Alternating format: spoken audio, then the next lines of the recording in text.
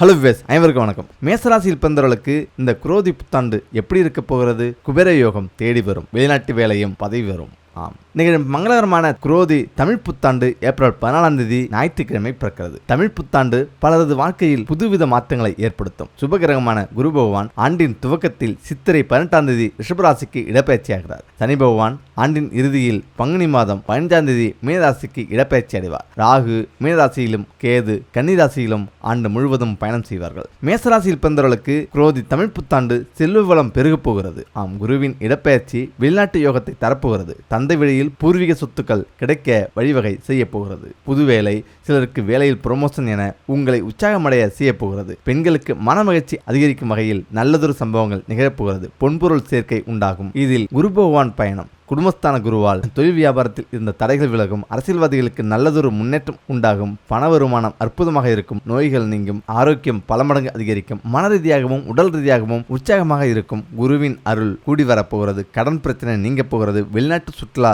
சென்று வருவீர்கள். மாணவர்களுக்கு கல்வியின் முன்னேற்றம் உண்டு. படித்து முடித்துவிட்டு வெளிநாட்டு வேலைக்காக காத்திருப்பவர்களுக்கு நல்ல வேலை கிடைக்கும். வைகாசி மாதத்தில் வெளிநாட்டில் நல்ல சம்பளத்தில் வேலை கிடைக்கும். வருமானம் பல மடங்காக உயரும். கடன் பிரச்சனைகள் முடிவுக்கு வரும். கடனாக கொடுத்த பணம் திரும்ப கிடைக்கும். குரு பகவானின் பார்வை உங்களுக்கு சாதகமாக இருப்பதால் வேலையில் இருந்த பிரச்சனைகள் அனைத்தும் நீங்கும். இதில் குரு பார்வை தன குடும்ப வாக்குஸ்தானத்தில் பயணம் செய்யும் குருவின் பார்வை 6ஆம் வீட்டில் உள்ள கேதுவின் மீது விழுகிறது. நோய்கள் நீங்கும். ஆரோக்கியம் அதிகரிக்கும். புரட்டாசி மாதத்தில் குரு பகவான் வக்கரமடையும் போது பண விஷயங்களில் கவனமாக இருக்க வேண்டும். ஜென்ம குருவின் இடமாற்றம் குழப்பத்தை நீக்கும். மனக்கவலைகள் மறையும். குரோதி ஆண்டில் சுபவிரய செலவுகள் அதிகரிக்கும். இதில் லாப சனி டு 7.5 சனி. சனி பகவான் 11 மாதங்களுக்கு லாபஸ்தானத்தில் பயணம் செய்வது சிறப்பு. தொட்டதெல்லாம் துலங்கும். சனி பகவான் பார்வை உங்கள் ராசியின் மீது விழுவதால் செய்யும் செயல்களில் நிதானம் தேவை. தொழில் வியாபாரத்தில் லாபம் பல மடங்கு அதிகரிக்கும். குரோதி ஆண்டின் இறுதியில் 2025ஆம் ஆண்டு மார்ச் மாதம் 29ஆம் தேதி பங்குனி மாதம் 15ஆம் தேதி முதல் 7 சனி ஆரம்பமாகிறது. சம்பாதித்த பணத்தை கவனமாக செலவு செய்ய வேண்டும். தொழில் முதலீடுகளில் கவனம் தேவை. பணத்தை யாருக்கும் கடனாக கொடுத்து மாட்டிக்கொள்ளாதீர்கள். இதில் ராகு கேது பயணம். குரோதி ஆண்டு முழுவதும் ராகு பகவான் விரயஸ்தானத்திலும் கேது பகவான் 6ஆம் இடன ருணரோக சத்துருஸ்தானத்திலும் பயணம் செய்கின்றன. உங்களுக்கு விபரீத ராஜயோகம் கிடைக்கப் போகிறது. ஆசைகளை நிறைவேற்றுவீர்கள். நினைத்த காரியம் நிறைவேறும். 6ஆம் வீட்டில் உள்ள கேதுவின் மீது குருவின் பார்வை விழுவதால் நோய்கள் நீங்கும். கடன் பிரச்சனைகள் முடிவுக்கு வரும். பௌர்ணமி நாட்களில் குலதெய்வ வழிபாடு செய்வதால் வெற்றிகள் தேடி வரும். மொத்தத்தில் குரோதி தமிழ் புது வருடம் குபேரயோகத்தை தரக்கூடிய ஆண்டாக இருக்கும். முக்கியமாக மேசராசிக்கு வருகிற குரோதி தமிழ் புத்தாண்டு அற்புத பலன்கள் கிடைக்கக்கூடிய புத்தாண்டாக அமைப்புகிறது. மிகவும் சுப பலன்கள் கிடைக்கும். இதுவரை நீங்கள் அனுபவித்த சங்கடங்கள் கஷ்டங்கள் குறைந்து உங்கள் வாழ்க்கையில் சுபிட்சம் ஏற்படக்கூடிய வருடமாக அமையப்போகிறது. இந்த புத்தாண்டில் மேசராசினருக்கு நீண்ட நாட்களாக இருந்து வரக்கூடிய நீதிமன்ற வழக்குகள் பிரச்சனைகளுக்கு சுமூகமான தீர்ப்பு கிடைத்து மனநிறைவு அடைவீர்கள். அதுபோல உடல்நல பிரச்சனைகள் நோய்களால் அவதிப்பட்டு வந்தவர்களுக்கு அதிலிருந்து விடுபடக்கூடிய நல்ல நிவாரணம் கிடைக்கும். இதில் முக்கியமாக தொழில் உத்தியோகம்.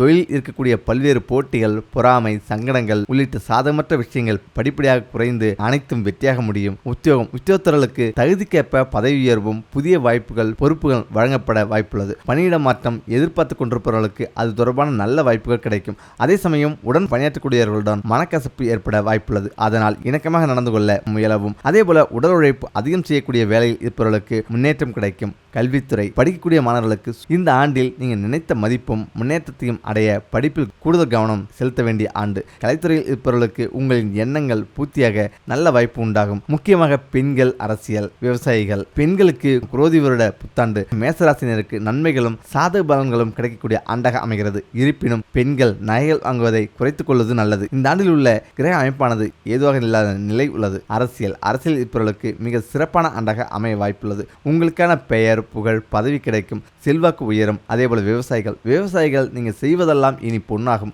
அதாவது விளைநிலத்தில் நீங்கள் போடுவது எதுவாகிலும் உங்களுக்கு பல மடங்கு லாபத்தை உண்டாக்கும். முக்கியமாக இந்த புத்தாண்டு மிக சிறப்பானதாக அமையும். நீண்ட நாள் விருப்பங்கள் அனைத்தும் நிறைவேறும். தொட்டதெல்லாம் பொன்னாகும் காலமாக இருக்கும். ஒரு சுபிட்சமான காலகட்டமாக இந்த தமிழ் புத்தாண்டு அமைய வாய்ப்புள்ளது.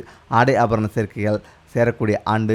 இருக்கும் நிலையை விட முன்னேற்றம் தரக்கூடியதாக ஆடம்பரமான வாழ்க்கை அமையும். இதில் முக்கியமாக ஒரு சில ஏற்ற இறக்கங்கள் நிறைந்த ஆண்டாக அமைய வாய்ப்புள்ளது. ஒரு சிலருக்கு முன்கோபங்கள் அதிகரிக்கும். இதனால் தேவையற்ற பிரச்சனைகள் மன வருத்தம் ஏற்படும். அதனால் நீங்கள் பேச்சில் கவனமாக இருக்கவும். பரிகாரம்: பழனிமலை அடிவாரத்தில் உள்ள திருஆவின்குடி முருகப்பெருமானை தரிசனம் செய்துவிட்டு வருவது மிக சிறப்பான பலனை தரக்கூடியதாக இருக்கும்.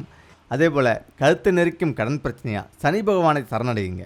செல்வ செழிப்போடு வாழ நாம் வாழும் வீட்டில் துர்நாற்றம் வீசக்கூடாது. அப்படி வீசினால் பணவரவு குறைந்து கொண்டே இருக்கும். செல்வ செழிப்போடு வாழ நமது வீட்டில் நமது ஆடைகள் துணிகள் சிதறி கிடக்கக்கூடாது. நாம் பயன்படுத்திய ஆடைகளை ஒரு தனிப்பெட்டியிலும் புதிய ஆடைகளை இன்னொரு பெட்டியிலும் போட்டு வைப்பது அவசியம். நமது வீட்டுக்குள் நுழைந்ததும் எப்போதும் நறுமணம் வீச வேண்டும். அப்படி இருந்தால் செல்வம் சேர துவங்கும். எங்கோ போக வேண்டிய பணம் நமது வீட்டை நோக்கி வரும். அதே சமயம் அனாவசியமான செலவுகளும் குறையும். ஒருபோதும் நாம் வாழும் வீட்டில் இல்லை, மாட்டேன், நாசமா போச்சு, முடியாது, விளங்காது இது மாதிரியான அவச்சொல்லை எப்போதுமே பேசக்கூடாது. குறிப்பாக வெள்ளிக்கிழமைகளில் மாலை 5 மணி முதல் 7 மணி வரை இம்மாதிரியான வார்த்தைகளை பேசுவது முற்றிலும் தவறு. பிரதி வெள்ளிக்கிழமைகளில் மாலை 5 மணிக்குள் நமது வீட்டை பெருக்கி சுத்தம் செய்து அலசி விட்டுவிட வேண்டும். அலசிய பின்னர் நமது வீட்டு பூஜை அறையில் நெய்யில் தாமரை நூலில் தீபமேற்றிட வேண்டும். அதன் பிறகு 100 கிராம் உப்பு வாங்கி வருவது செல்வ வளத்தை நமது வீட்டிற்கு விரைவாக கொண்டு வரும். ஒருபோதும் இருட்டிய பின்னர் தயிர் சேர்த்த உணவுகளை சாப்பிடக்கூடாது. அப்படி சாப்பிட்டால் எவ்வளவு பெரிய கோடீஸ்வரனாக இருந்தாலும் அவன் வறுமைக்குள் விழுந்து விடுவான். குளிக்கும் போதும் தூங்கும் போதும் நிர்வாணமாக இருக்கக்கூடாது. அப்படி நிர்வாணமாக இருந்தாலும் செல்வ வளம் நம்மை விட்டு போய்விடும். ஆணோ பெண்ணோ சுய இன்பம் செய்யாமல் இருப்பதும் அவசியம். அடிக்கடி சுய இன்பம் செய்பவர்களின் வீடுகளிலிருந்து செல்வ செழிப்பு தரும் கடவுளாகிய மகாலட்சுமி புவனேஸ்வரி வெளியேறிவிட்டு அவளின் மூத்த சகோதரியான மூதேவி வந்து விடுவார். எக்காரணம் கொண்டும் தம்பதியர் இரவில் வெட்ட வெளியில் உறவு கொள்ளக்கூடாது. அப்படி செய்தால் யாராவது ஒருவரை சூட்சும சக்திகள் பிடிக்கும். அதன் விளைவாக இருவரில் யாராவது ஒருவர் அளவற்ற காமவெறி அடைந்து விடுவார். குடும்பங்கள் நாசமடைவதற்கான முதல் காரணம் இதுதான். ஒருபோதும் வீட்டில் பெண்கள் அழக்கூடாது. அவர்கள் அழுதால் வீட்டில் செல்வ வளம் தங்காது. கரடுமுடான ராக் இசை முதலான மேற்கத்திய இசையை வீட்டில் அதிகமான ஆட்களுடன் ஒலிக்க வைப்பதாலும் செல்வ வளம் நம்மை விட்டு போய்விடும். மெல்லிய இசை சினிமா பாட்டாக இருந்தாலும் சரி, கர்நாடக இசையாக இருந்தாலும் சரி, மனோத்துவ இசையாக இருந்தாலும் சரி, அடிக்கடி ஒலிக்க செய்வதன் மூலம் செல்வ வளம் நம்மை தேடி வரும். 3 நாட்களுக்கு மேல் வீட்டில் குப்பையை சேர்த்து வைத்தாலும் பணவரவு குறைந்துவிடும். ஒரு ஆடையை 2 தடவைக்கு மேல் அல்லது 2 நாட்களுக்கு மேல் அடிக்கடி அணிந்தாலும் பணவரவு குறைந்துவிடும் என்பது அனுபவ உண்மை. தினமும் வீட்டில் சொர்ண ஆகர்ஷ்ண பைரவர் படத்தை வைத்து பின்வருமாறு வழிபாடு செய்து வருவதால் நமது நீண்டகால கடன்கள் தீர்ந்துவிடும். வரக்கடன் வசூலாகும், பணம் மிச்சமாகும். அதே சமயம் அசைவம் சாப்பிடுவதை அடியோடு கைவிட வேண்டும் என இல்லை. வெள்ளிக்கிழமை செவ்வாய்க்கிழமை போன்ற சிவனுக்கு முருகனுக்கு வேண்டிய கிழமைகளில் சாப்பிடாமல் இருப்பது நல்லது. ஒரு எலுமிச்சம் பழத்தில் வெள்ளிக்கிழமை அன்று நயம் குங்குமத்தால் ஸ்வஸ்திக் சக்கரம் எழுதி திருவிளக்கு பாதத்தில் வைத்து வணங்கலாம். ஒவ்வொரு வாரமும் ஒரு எலுமிச்சை பழம் வைத்து வணங்கிய பின் தனியாக எடுத்து வைக்கவும். ஒரு வருடம் ஆனதும் ஏதாவது ஒரு ஆற்றில் மொத்தமாக போட்டு 12 ரூபாய் நாணயங்களை தட்சணையாக ஜலம் ஓடும் ஆற்றில் போடவும். இதனாலும் செல்வ வளம் தன ஆகர்ஷணம் உண்டாகும். இதுவும் செய்ய முடியாதவர்கள் மாப்பொடி மஞ்சள் பொடி கொண்டு ஸ்வஸ்திக் கோலம் போடலாம். வெள்ளிக்கிழமை தோறும் மாலை 6 மணிக்குள் ஏதாவது ஒரு பசுமாற்றுக்கு 6 மொந்தன் பழம் கொடுத்து கொண்டே வரலாம். இதனாலும் நம்முடைய பணக்கஷ்டம் தீரும். வீட்டில் ஏற்றும் காமாட்சி விளக்கில் டைமண்ட் கல்கன் போட்டு தீபம் ஏற்ற லட்சுமி கடாட்சம் ஏற்படும். வீட்டில் வெள்ளை புறாக்களை வளர்க்க பணத்தட்டுப்பாடு நீங்கும். வீட்டில் பலவித ஊறுகாய் வைத்திருக்கவும். ஏனெனில் குபேரன் ஊறுகாய் பிரியர். எனவே பலவித ஊறுகாய் வைத்திருக்க குபேர சம்பத்து வரும். நமது வீட்டிற்கு வரும் சுமங்கலி பெண்களுக்கு நீர் அருந்து தரவும், பின் மஞ்சள் குங்குமம் தரவும். இதனால் ஜென்மாந்திர தரித்திரம் தீர்ந்து பணவரவு ஏற்படும். அமாவாசை அன்று வீட்டு வாசலில் கோலம் போடக்கூடாது. தலைக்கு எண்ணெய் தரக்கூடாது. பூஜை காலைப்பொழுதில் செய்யக்கூடாது. பிதர்களை மட்டும் வழிபட பணம் வரும். வீட்டில் விளக்கு ஏற்றியவுடன் பால், தயிர், குடிநீர், உப்பு, ஊசி நூல் இவைகள் வீட்டை விட்டு வெளியேறக்கூடாது. பொதுவாக இறைபக்தியில் இருப்பவர்களிடம் ஆசி பெறுவது புண்ணிய பலம் கூடும், பணவரவு அதிகரிக்கும். வெள்ளிக்கிழமை சுக்கிர உரையில் மொச்சை, சுண்டக்கடலை மகாலட்சுமிக்கு நைவேத்தியம் செய்து நமது குடும்பத்தினர் மட்டும் சாப்பிடவும். தொடர்ந்து செய்து வர குடும்பத்தில் பணப்புழக்கம் அதிகரிக்கும். அபிஜித் நட்சத்திரத்தில் பகல் 12 மணி அரவாணிக்கு திருப்தியாக உணவளித்து அவள் கையால் பணம் பெற பணம் நிலைத்திருக்கும். யாரோ ஒருவர் ஜாதகத்தில் லக்கணத்துக்கு 3இல் சுக்கிரன் நீசம் பகையின்றி இருக்கிறாரோ அவர் கையால் சுக்கிர உரையில் பணம் பெற அன்றிலிருந்து நமக்கு சுக்கிர திசைதான். பசுவின் கோமியத்தில் தினமும் சிறிதளவு குளிக்கும் நீரில் கலந்து குளிக்கவும், வீட்டில் தெளிக்கவும். 45 நாட்கள் விடாமல் செய்திட தரித்திரம் தீர்ந்து பணம் வரும். முழு பாசிப்பருப்பை வெல்லம் கலந்த நீரில் ஊற வைத்து பின் அதனை மறுநாள் பறவைக்கு பசுவிற்கு அளித்திடவும். இதனை தொடர்ந்து செய்து வர பணத்திரை நீங்கும். பெண்கள் இடது கையில் வெள்ளி முதரம் அணிய தனப்பிராப்தி அதிகரிக்கும். பசும்பாலை சுக்கிர ஓலையில் வில்லு மரத்துக்கு ஊற்றவும். 24 வெள்ளிக்கிழமை செய்திட நிச்சயம் பணம் வரும். பாசிப்பருப்பை ஒரு பச்சை பையில் மூட்டையாக கட்டி தலையில் வைத்து உறங்கி மறுநாள் அதனை ஒரு பிளாஸ்டிக் பையில் கொட்டி மூடி ஓடும் நீரில் விடவும். பணப்பிரச்சனை அடியோடு தீரும். தினசரி குளிக்கும் முன் பசுந்தயிரை உடல் முழுவதும் தடவி சிறிது நேரம் சென்று குளிக்க தரித்திரம் விலகும். குளித்தவுடன்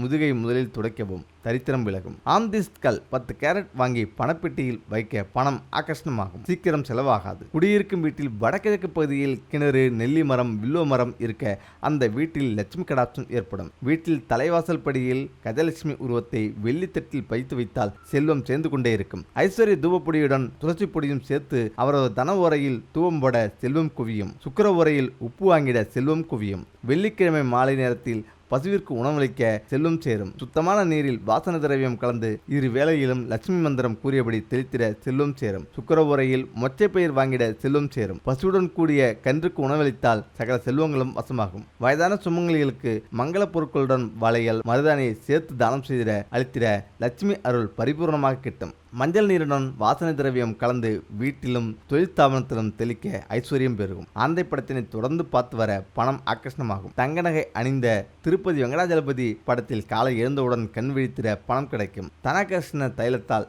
விளக்கு ஏற்றிட செல்வ வளம் நிலையாக தங்கும். சம்பாதிப்பதில் ஒரு தொகையை சேர்த்து அதனை அன்னதானத்துக்கு செலவிட அதனை போல் 5 மடங்கு நம்மிடம் வந்து சேரும். ஸ்ரீ ரங்கநாத பெருமாள் கோயிலில் பெருமாளுக்கு அணிவித்த சந்தனத்தை பெற்று அதனை தினமும் அணிந்து வர பணம் வரும்.